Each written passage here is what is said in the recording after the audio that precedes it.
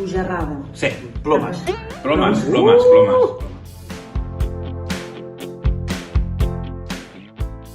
No, Sant Benito. No.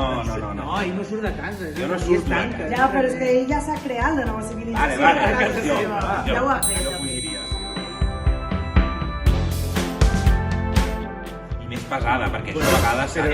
Aquí on s'ha No, però jo crec que l'equip, molt de l'assemblea... Són molt transversals. I votar tot, cada decisió l'hem de votar...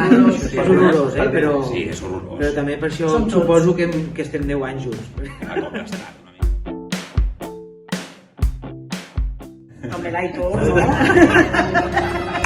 Otro Sant Benito! Otro, aquest és veritat,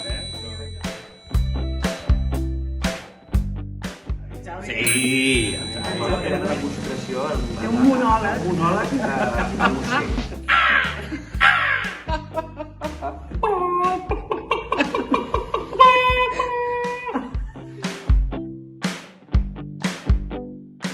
Sí, aprendre com mengen els ocells. Sí, Jo penso que ja, a més, en el moment de l'obra es pot veure i crec que va ser un dels moments que encara ara... Fer un ocell quotidià. Sí.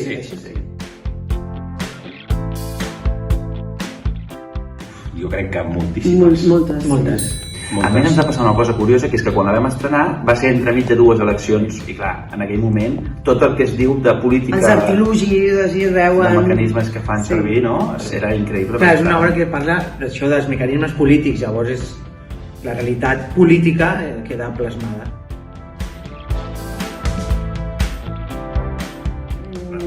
El sopar dels La Colom. família, una escena La família Colom.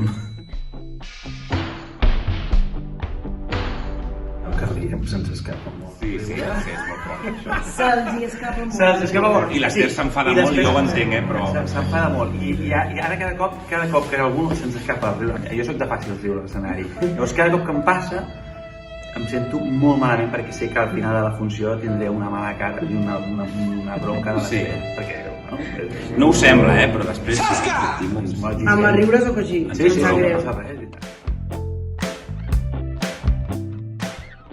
Perquè és superdivertida, és una cosa És àcida, estranya, és molt àcida.